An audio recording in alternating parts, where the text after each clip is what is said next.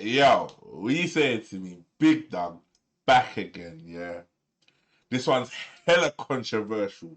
Hella controversial because I shouldn't feel the way I feel right now. I shouldn't feel like this, like. But you know what? Tonight we had Tottenham versus Man United for the Europa League. Can't lie. When the final whistle blew, I was dancing with the ops. I was there celebrating with the ops. I cannot lie to you, yeah? Because you know what's mad? The mad thing about it, and listen, I'm a goon. I've been a gooner for a long, long time, yeah? Like, all my entire life, all I know is the Gunners. I'm an old boy now, yeah? All I know is the Gunners, right? And obviously our rivalry with Tottenham stems back from when we was back in Woolwich. And listen, I'm an original old school Woolwich boy, you know what I mean? I'm an original Woolwich, Greenwich Borough guy, so me supporting Arsenal all fits in. Like, this is deep rooted stuff. But then for like out of the two evils, yeah, the lesser evil was Tottenham winning this cup. Like, now I know people are gonna say that's mental. You're an Arsenal man. How could you want Tottenham to win this cup over United? And I'm gonna break it down. And it's simply because you see these United man. Like, everyone knows, if you watch my stuff, if you watch my content, you will know I'm constantly beefing with United fans. Constantly. Like, bruh, we concede a goal early in a game or something, and these men are in my DMs messaging me constantly, like, yo, what going for them, man? Da da da da da. Like, it is constant. I got my boy Vidal who just constantly, like, if I go on my phone now, he's quiet now though. Hey, Vince, you're quiet now, yeah. But this brother constantly messages me Arsenal content, all constantly. These are United boys. Joe, Big Sam, Franco, all of them. Mo, I'm shouting you all out, yeah. Mo, Mitch, Donny Jones. I had all the SE Don boys calling me on Friday at X1 game, collared me in McDonald's while I was waiting for the coach, yeah. Backed me up into a corner, telling me if they win Europa League, they've had a better season than us. Like, constantly, and then still was getting involved, and he's a Tottenham man, even though originally he was an Arsenal man, then he was a Chelsea fan, and then a Man City fan, but now he's a Tottenham fan. Don't even ask me how we got there with that one. But either way, they all collared me. Every point I tried to have a decent conversation with these guys, they don't want to hear it. Yeah, all I'm getting is abuse. I'm getting back down. I'm getting told. I'm getting like side swipe from that side. You get me? Like, they're just coming at me with all these different angles. You get what I'm saying? So, like, these managers been constantly bothering me. So for me, I just knew that if United fans could just go away, win this title, and just go away and enjoy the win and just celebrate it, have a great time with it. We're used to seeing United win. This is nothing new. We've had back and forth rivalries with United. Like, we're used to seeing them win prems and do whatever. So if they won something, it's not that deep. But these lot, I know they just couldn't win that and just leave it alone. I know as soon as the final whistle went, them lot would have had a little light celebration, beeline for their phone, and straight on the phone to me. And you know what? I'm so glad that that didn't happen. Hey, for real, I'm so glad that didn't happen. You get me? Because, some people should stay humble, eh?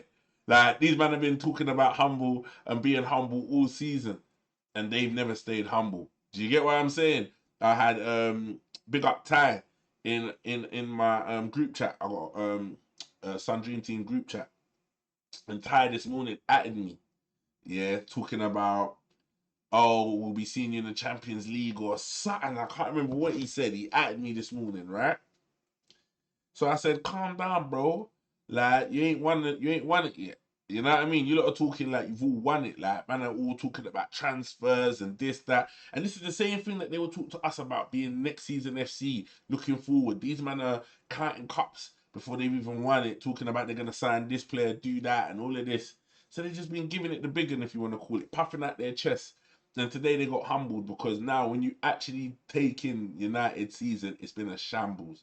That club is probably in the lowest place it could ever be in terms of mentally, spiritually, in every shape or form. The club is in, it's in a hole. Financially, Like, even if they want it, they can't even take their fans out to go, or the people or the staff out to eat and have a parade. They would have had to have done it behind closed doors and stuff. Like, that isn't the Manchester United I know. And maybe this is what was needed for them to kind of really take a deep look at themselves and reset and rebuild, because it is totally a mess over there. And I think winning Europa would have like covered the cracks. And the thing is, obviously, Tottenham, like, it's Tottenham. But the reason why we can let Tottenham slide with this is because we've like we've been greater than them for centuries. We know nothing better different from Arsenal being better than Tottenham. So if they can have this little Europa League, and I'd say I'm glad they won Europa League and not won Champions League when they're up against it against Liverpool. Take this little Europa win, they got something they can say, oh, look at us, wave our flag, we got this over Arsenal. Fair enough. We've got Prems, we've got Invincibles, FA Cups coming out of our ears. Like, literally, we've done it, yeah? The only thing we don't have is a European Cup. And that's it. So Tottenham can have this. And you know what? I'm happy for Big Ange. Like, I feel like he deserved it. I feel like he was going for a horrid time. You know what I mean? Doubters getting sacked, and you know what? They stuck it with him. He said in his second season he wins stuff, and I honestly truly believe that if he hadn't won this, he was out the door. Then it would be interesting to see if he still stays after winning this, and if it's like a big middle finger to them, like, fuck you, I've done it, I'm off. Proved the point, got you lot your first trophy in God knows how long, and we're out of here. Do you get what I'm saying? Drop mic, done. I would listen. I respect it if he done that. Do you get what I mean? And it don't hurt. It didn't hurt. Watching them win it, it didn't hurt. Like, if anything, I felt happy for them. And it's weird. It is weird. I have to admit, it's weird having that feeling. But yeah, I felt happy for them. Now, United boys, watching Ty sit at the bar, slumped in his chair, looking like he was gonna crack. For me, listen, I don't get enjoyment out of seeing my boys upset like that. But it was a bit of a humbling, and it was a bit of what was needed, because they've been doing a lot of talking. Now they have to really do a lot of reflecting, self-reflection, looking at themselves, and really, you know what I mean, jumping in the deep end with this. And United, listen, if we want to talk about United, like, listen, big up Tottenham, what you done, salute you, man. But let's get on to United. Let's really delve in. Like, United have got problems across the board. The recruitment's been poor. Ten Hag, I feel like had he stayed in the job, probably would have got this over the line. And one, if you ask me, I don't think Amarin is the man for the job. Been saying it from early, and my boy Kodge is saying it's about him getting his players in and this three at the back thing and everyone adapting. And I've just not seen them adapt. And the thing is, they've not got a shit team. Like, on paper, they've got De Ligt, Maguire, Mount, Bruno Fernandes, Garnacho, Rashford. They had even Sancho. Like they've got ballers. Like, do you get what I'm saying? They've got two strikers, young strikers. Obviously, Rasmus Højlund is. We don't know where his strong points are. Do you get what I'm saying? Like, he was scoring goals when he was where he was, but now he's come to the Prem, and now it's just, yeah, it's a bit mad. We don't just know. But I think Xerxes is definitely the better out of the two, and has something about him that we've seen a bit of that this season. But yeah, man, even with the likes of um the winger coming back, Diallo, yeah, coming back and stuff. Yeah, it just wasn't enough. Kobe Mainu. They got a bad boy team. They got players, man. They got players like and Euro. So the team's not shit. Maybe the keeper is probably their weakest point, if you ask me. But it's deep rooted in the club. Like, I think, and this is my own personal opinion, I feel like, your working environment. Like, if I'm turning up for work and the office is shoddy and it's dirty and it's old and it's, you're not motivated to work. Like, United, that Ronaldo said, hasn't evolved since he left the first time till he's coming back. So you can just imagine Carrington and all that. Like, it's just all the same. Same people, same. It's like it's not evolved and moved with the times. You see, Bournemouth are playing well because Bournemouth have a new training facility that, the players are coming in. It's dope. They're parking up their whips at the front. Like, I watched a video that was showing the new training facility.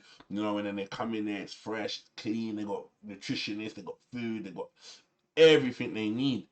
And I think in this modern day game, you need that kind of environment in order for your players to thrive when it comes to playing at their home grounds. Like, Old Trafford, they're only there one day out of every 2 weeks, if anything, if they got a home and away, or whatever. But most of the time is spent at the training ground. And if the facilities are dead, if everything's dead, there's no motivation. Like, you're looking around, and the only motivation at United right now is probably wages, and their wage bill is probably through the roof. And it's kind of lucky maybe that they didn't win Europa, because then the wage bill would have got higher, and then like there's even more issues and problems that they have to get and get around. But it's a sad one, because I feel like for United, their hearts was like everything was set on them making Champions League and winning this game in terms of their transfers, the business that they're gonna do, and now, yeah, this is probably their worst season in history. They got a win on the weekend, because I think if Tottenham win and go above them, United finish 17th, and that is just mental in this game. Like, that you literally survived relegation because the other teams were actually that much shitter than you. Like, crazy behavior. So yeah, man, it's a mad time for them. It'd be interesting to see if Matthias Cunha still goes. They're trying to do deals early like we did with the Subamendi deal. And then everyone start now pushing the buttons on deals before the transfer window's even open. You'll be interested to see if he actually thinks like that's the club he wants to go to, or maybe they've got him on money that he can't refuse, and it's United, so he's just thinking, yeah, I'm good, or get him on a 4 or 5 year contract, and he knows he's secure in the Prem. So yeah, that's gonna mash up a lot of other deals for them, like Gokares. They were obviously interested in Gokares, Shirky, other players, and that. Are these players gonna want to go there now? No European football, teams in a mess. Like, it would have just skated over the mess that they're in had they won it. It would have looked like they'd done something, and yeah, made Champions League, which gives them the foundation to build on. But now, without that input of money that they were hoping that they were going to get from Champions League, where do United go now?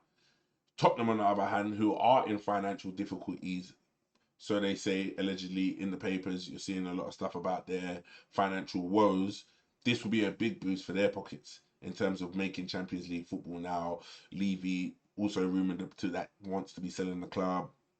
You know, Eastern investors looking at buying Tottenham, which is a good investment considering it's a new stadium and what they got going on there. So it's going to be interesting to see what Tottenham do now that they made Champions League football. It'd be interesting to actually see if top players want to go there, which I don't. Tottenham have a way of just always recruiting, yeah, but just above, yeah, talent. So it'd be interesting to see if they go and try and get like a Harry Kane, or like similar, like, or category, or like have that talisman that they've always had. They've always had one player that's been banging, like Bell and then Harry Kane, and they've always had these little one sick players. So it'd be interesting to see if they try to break the bank to get someone like that in. But yeah, man, crazy game, dead game. I called it Battle of the Bums, like Game of Thrones. Do you get what I'm saying? Because both teams are bum teams, like 16th and 17th in the Premier League. But this is why I also say that the Europa League now, without the Champions League teams dropping down into that league, is a bit of a bum league. And the thing is, yes, as an Arsenal fan, yes, I would love for us to have won it when we did, had the opportunity to win it, made the final against Chelsea, wasn't good enough, made a few semi-finals against Atletico Madrid, got knocked out by Sporting. Yeah, we've just not been good enough to win it, but I feel like it's because the talent pool was a lot stronger. You got to think, if you to make a final, if you had to play Bowden Glint and the other team was playing a falling apart Atletico Bilbao without their main players, like, to get to the final to win a trophy, it's mental. That league, like, yeah, that competition is, I feel, in this format, is a dead format. You need to have the Champions League teams drop down into that league, and they may look at that maybe going forward, and then adding some extra rounds to it and having at least 8 teams or so from the Champions League, or maybe 6 or 7. Maybe it has to be an even number in it. So yeah, maybe 8 teams drop down and spice that one up a little bit. So yeah, man, it'll be interesting to see what everyone does in the summer now. Listen to all my United fans, them, my brethrens, them. Listen. I can't say I hate watched. I was recording the pod today, so I didn't get a chance to watch. But what I did get to see, the last final 10 minutes of the game, I can't lie, it made my day. It made my day, and I'm not really a hater. And listen, I'm not really a hate watcher like that, but I did enjoy this one. So yeah, listen, be humble.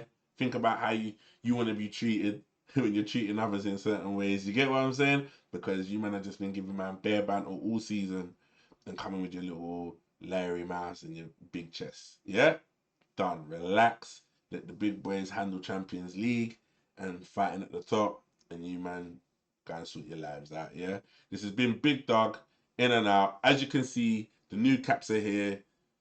Check out online leangang.uk.com for the latest Lean Gang stuff. You know, you've seen expressions where some of the Hearts troops has got one. A couple of the man are out there rocking them. Big up yourselves for supporting the brand. Yeah, make sure you like, subscribe, yeah, and share, please. You done know. See you again soon. Be coming again with another one shortly. Big up yourself. Big Doug in the building. We out.